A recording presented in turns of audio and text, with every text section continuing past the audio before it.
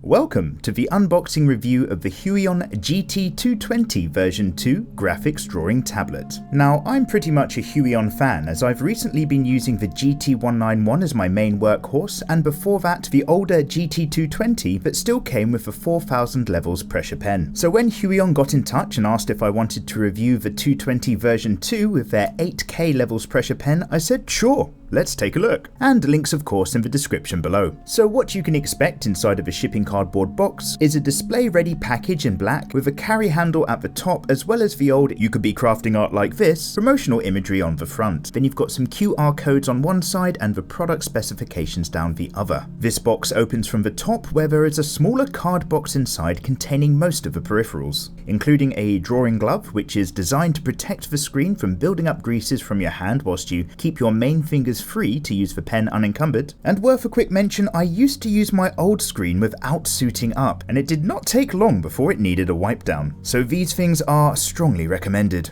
Then inside you have a screwdriver and screws that you'll need to attach the stand to the rear of the tablet, so you won't need to start scrabbling around for any extra bits outside of the box. Then you have the USB connection cable for when you want to use the monitor to actually draw on, and a branded dust cloth to keep it clean, the USB charger for the Stylus pen, and a power socket for European use. Although if you are in the States, they will of course ship the right plug for you. There's the power pack that connects from the socket to the tablet, and separately wrapped is the weighted pen holder pot with spare nibs in the bottom. The rest of the content is packaged as a solid set with different layers of foam. And sitting on top you have the HDMI leads to connect to the screen, but also a VGA cable option if you like to keep things old school. And also for those of us in the UK, there's the alternative socket plug as well. The 8192 level Stylus pen comes in another card box, and Huion actually include 2 of these pens, which really makes life easier. Underneath the top foam layer is a separately wrapped quick release stand, which is the same type that I've come across with pretty much most of their display models so far. And then you have a plastic bag that contains a warranty card, the pen display setup guide, and a micro CD which contains the driver setup software. Then sneaking in under the tablet screen is a thank you card, which is always a nice touch. Yeah, Huion, you're welcome. The graphics display monitor itself is sealed in a bag which comes with a screen protector, and this is the silver trim edition, which looks a little bit nicer than I thought. So this is everything that you can expect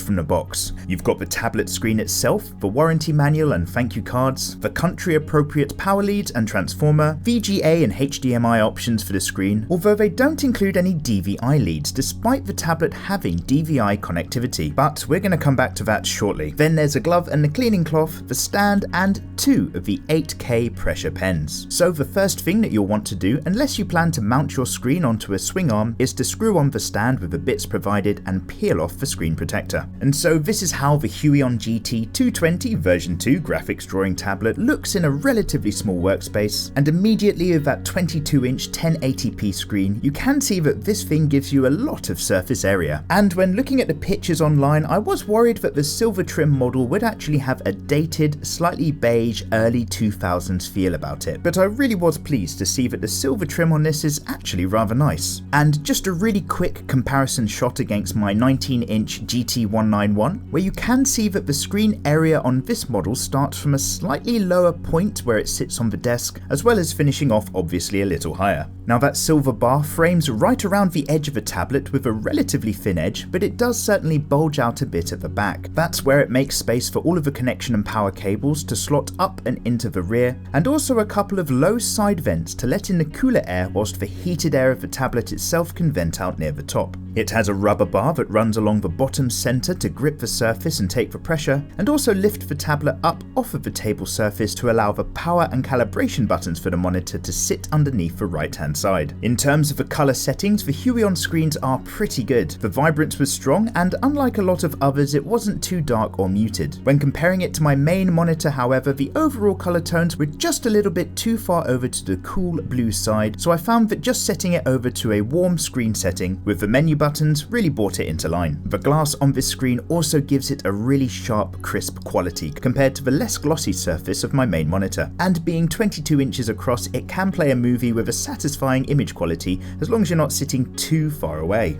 So to get going, you just need to plug in the USB connection leads, power cable, and either the VGA or HDMI leads to the tablet as well as your computer. And although it comes with a CD, I do personally recommend to always download the latest drivers from the Huion website instead. Now thankfully with the Huion range, the driver software is always up to date and ready to go. I had absolutely no problems getting everything set up, and the pressure levels worked immediately in Photoshop. But for me personally, I do recommend to ever so slightly drop down the slider on the pressure levels graph, just so that I can get a nicer, smoother variance in line weight when using the pen. Then I just tap my way through the monitor calibration screen and I'm good to go. Now the quick release stand at the back of this and most of the Huion models works absolutely fine, but one of the problems with this range of the Huion tablets is the surrounding connection leads around the back. Huion gives you the HDMI option as well as the VGA connection leads, but they don't provide a micro HDMI adapter like some of the competition, which can be a challenge if you're trying to combine this alongside a second monitor with your computer. So as it's there to use, I actually connected this tablet with the DVI slot using a cable of my own. Now the monitor itself worked absolutely fine, but the slots in the rear in my opinion are too far down, and the wire gets pinched and actually gets in the way to the point where it takes all of the weight of the tablet if you end up tilting it a little further back down, which can damage the cables and connection as well as actually making the screen itself a little unstable.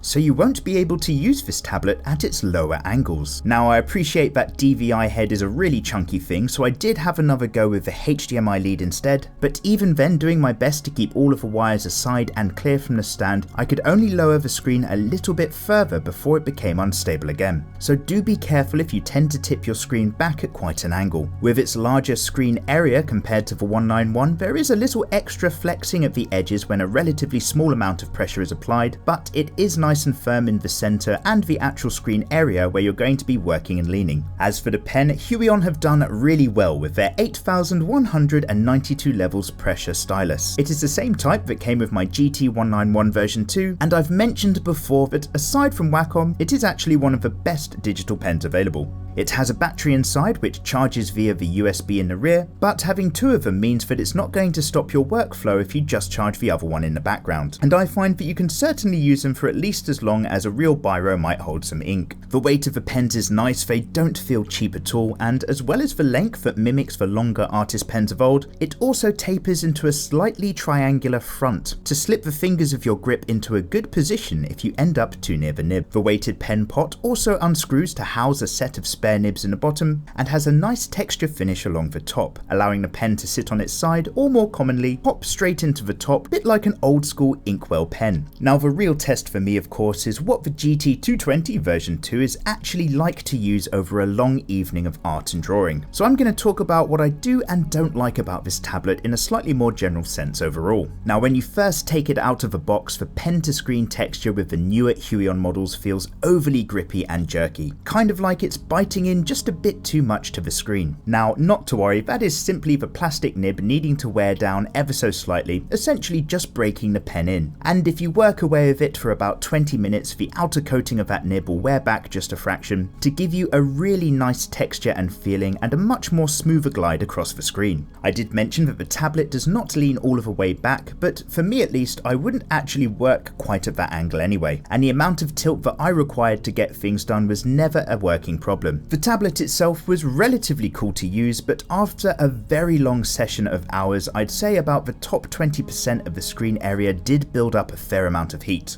It wasn't off-putting through the glove, but in a long enough session you are aware that it's there. And in terms of that driver setup, it's worth mentioning again that it was really easy to use with no issues. And looking back through some troubles I've had with other brands, that can really be a deal breaker for me. Now I am in general a big fan of most of Huion's range, and to be honest I'm probably going to keep this one on my desk to replace my similar but smaller 191 GT, despite getting a touch more wobble around the edges. The one lacking thing however, which is a massive area for improvement, is to actually hook up the rest of the GT GT range with some quick access keys down the side. About 6 buttons and a scroll wheel or a slider would propel the middle GT range right up there into superstardom. Now Huion do the GT-156 HD, which has a fantastically responsive set of buttons for that, but they do seem to be reserving this only for their flagship tablet display monitor, despite having quick access keys on their lower models like the GT-185 and even the Pro 13. Now that might have been fine about 2 years ago, but there are a lot of competitors these days getting onto the scene, and they're certainly making sure that their hardware comes with quick access buttons as standard. But other than that, and a still slightly awkward placement of all of the leads into the rear are my only real complaints. This tablet is really nice to use, the pen is great, and I had no faults with the software either. So would I recommend the GT-220 over the slightly smaller and marginally cheaper 191? Well, I would certainly say yes if you're considering using this as your only display monitor, just due to its larger size and really nice screen quality, which would make it a bit better for general use, media, and other gaming. I did find, however, that I wasn't making full use of the whole screen area, and I was probably physically drawing on about the same amount of screen space as I was with the 191, which also has a 1080p screen.